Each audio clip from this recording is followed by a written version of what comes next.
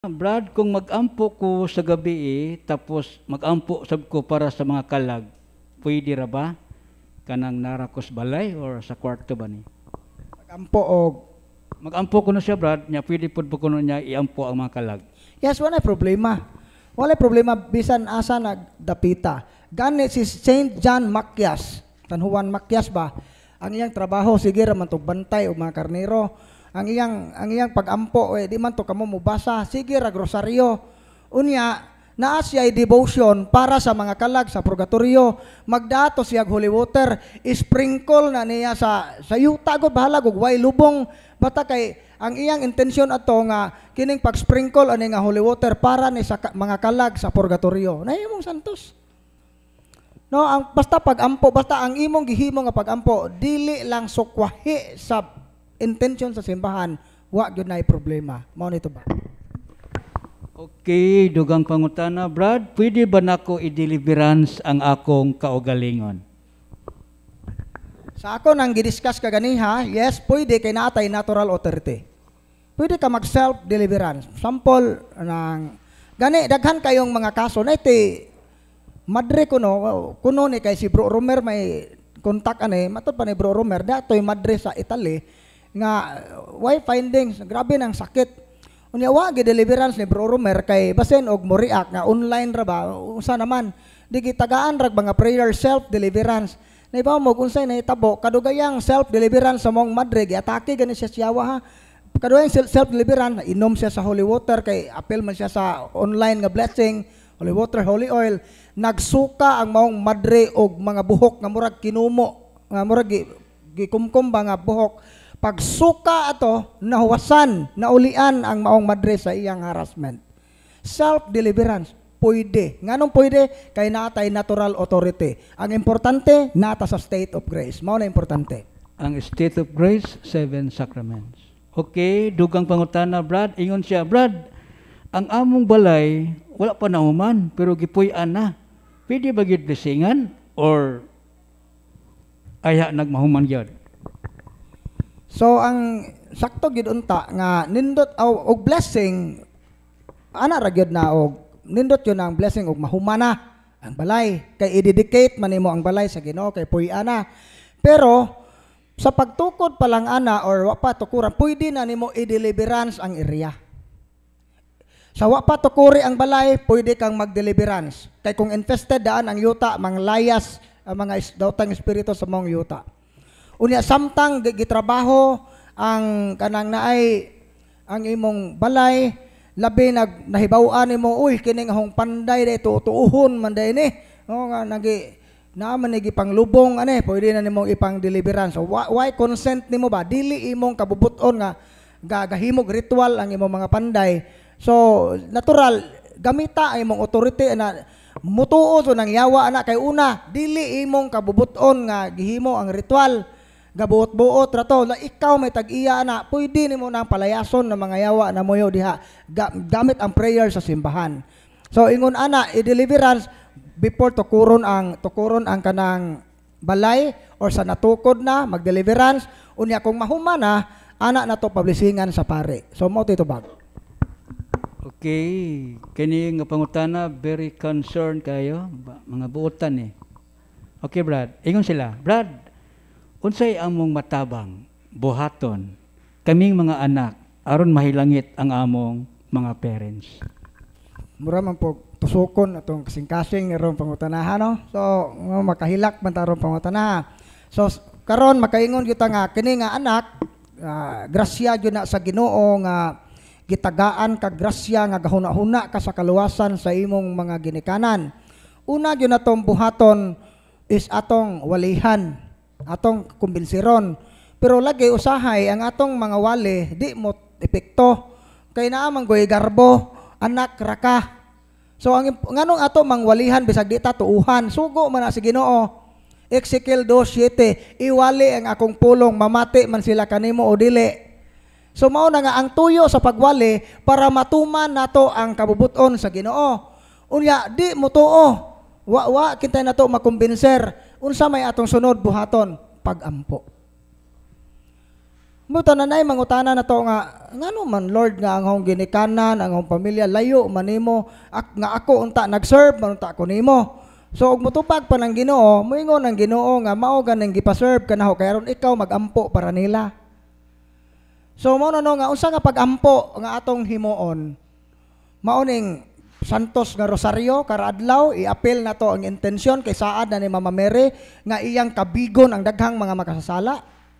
The Saint Dominic de Guzman sa iyang panahon ning daghang ning biya sa pagtuong Katoliko kining balhin sa Albigensian nga kanang Albigensian heresy mga grupo na sa unang mga erehiya na sa laing sa unang panahon nga mo'y kaaway sa simbahan. Daghang ning biya simbahan tungod ani mga Albigensian. Pero si San Dominic sa iyang pagampo nagpakita niya si Mama Mary gitagaan siya sa Rosaryuhan nga kung gusto ka makakabig og daghang mga kalag gamita ampua ang akong angelic psalter mao nang Hail Mary mao nang Santos nga Rosario mono daghang nabalik sa pagtuo tungod sa pagampo sa Santos nga Rosario ug mao po na isaad sa Fatima nga kun ang Portugal o ang Espanya muhunong sa pagampo sa Santos nga Rosario badaghang mobiya sa pagtuo usay nahitabo ang atong mga simbahan sa Spain karon nahimo ng hotel. Nasira na kay ning biya sa pagampo. So mao na no nga importanteng pagampo Santos nga Rosario then chaplet sa Divine Mercy para makabig ang ato mga ginikanan nga nay ang Ginoo mohatag og grasya nila sa paghinulsol og labaw sa tanan Santos nga misa. Kay basig sige po tag Rosario, sige tag chaplet, wa po tay simba-simba. Mo nang wa gidungog sa Ginoo. So mo no nga ang dili mahimo sa pagwali, mahimo na sa pagampo kay ang Ginoo mo'y mubuhat sa mga butang nga biyan na sa atong kontrol. Mao na itubag. Okay, dugang pangutana, English version. Is Freemasonry membership doorway of demonic attack? Larohon na to, Freemasonry, doorway ba na siya sa demonic attack? Ang tubag, yes. Nga naman, tungod kay ang Freemasons, gani nasa Code of Canon Law, nga ang muapil ni ini nga organization is automatic excommunicated. Meaning, di ka pwede makakalawat, dili ka pwede nga kanang makadawat sa mga sakramento, gawas kung kanang mo decide ka nga i-renounce nako ang akong pagka-member sa Masonry. Ngano nga ang simbahan, na may documents ang simbahan nga niingon man ang Congregation of the Doctrines of Faith nga kining mga teaching sa Freemasonry incompatible og dili jud pwedeng ma-reconcile sa pagtulunan sa simbahan. Tungod kay ga-promote ni sila og religious relativism. Mo ni una, unsa man ang religious relativism? Ang atong pagtuo Rapaningon si Kristo, walay makaadto sa amahan kundi moagi ka nako. I am the way, the truth, and the life. Pero sa Freemasonry, ang ila lang nga bahalag si Allah ang imong Ginoo, bahalag si Kristo imong Ginoo, bahalag kinsay imong gipagaginoo, basta kay naa lang tay abstract nga Ginoo nga ilamog abstract na lang Ginoo kanang great architect of the universe. Unsa ang Freemasonry is ilang gi-consider si Lucifer nga mao ang supreme God. So, wa nila, si Lucifer, giisip na to nangayawa. Dautan. Pero para nila, dili, dautan si Lucifer. So, natay libro, anak, nga kapakita, kung kinsa to nangutana na, pwede rin mo approach unya, ipakita na to, ang mga documents sa simbahan, nga, nganong ang simbahan, hugot gyud nga, ningkuan, anak.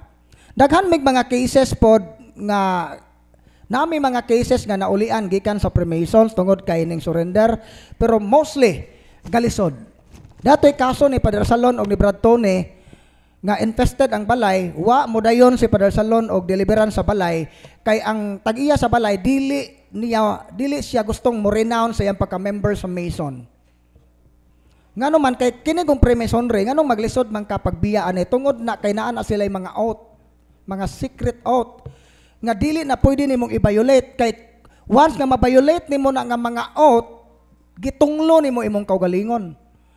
barang nimo imong kaugalingon, nay mahitabo nimo. Wa ko kay bawo kulatahon ba na nila, pero sa akong naibawaan sud ana nga naay oath, naay panaad. Mao na nga uban mahawa na nadyoy mga harassment kay gitunglo man nilang kaugalingon. Unya ikaduha is kining Freemasons, daghan ang mo apil ana tungod sa financial security, influence man na. Mo bitaw na kay sakyan na logo sa Mason kon naay LTO mo para labay ra gyud kadiha mo para nimo.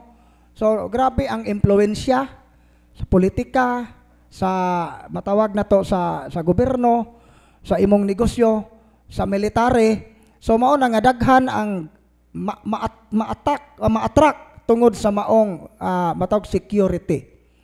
Pero in reality makahatag ni kadaot, dakong kadaot sa atong kinabuhi. Mao na nga sa pangutana, doorway basayawa ang pagka-member sa Freemasonry, dili ra gyud na siya doorway, kinadorwihan gyud. Pinakalisod gyud na nga kaso nga ma-encounter namo kung ang isa ka tawo member sa Masons. Although dili na to makuantanan kay daghang mga sakop sa Freemasonry kay by level na magunay degree. Ini ka 33rd degree na ana pa ka makahibaw nga si Lucifer Ginoo di ay. Maghinay-hinay ba?